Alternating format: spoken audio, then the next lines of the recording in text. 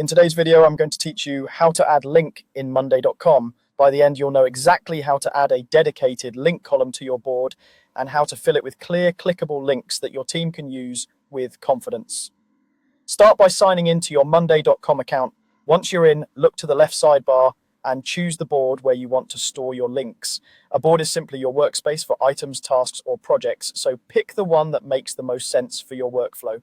Now, let's add the place where those links will live. Move to the far right of your board's column header row and click the small plus icon. This opens the column center.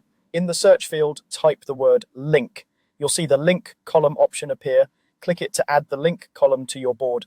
A new column will appear, usually named link, and you can always rename it later if you want a more specific label like resource or documentation. If you don't see the plus icon or can't add a column, you may be limited by board permissions, so keep that in mind. With the column in place, it's time to add your first link. Click inside a cell in the new link column for the item you want to update. You'll see fields that let you enter the link itself and the text you want people to see. Paste or type the full URL into the link field. It's best to include the full address with HTTP or HTTPS, so monday.com recognizes it as a valid link. Next, type your display text. This is what your teammates will actually read and click, so make it descriptive and useful. For example, design brief is much clearer than a long URL. If you leave the display text blank, monday.com may show the raw link, which is less readable. When you're done, press enter or click outside the cell to apply it.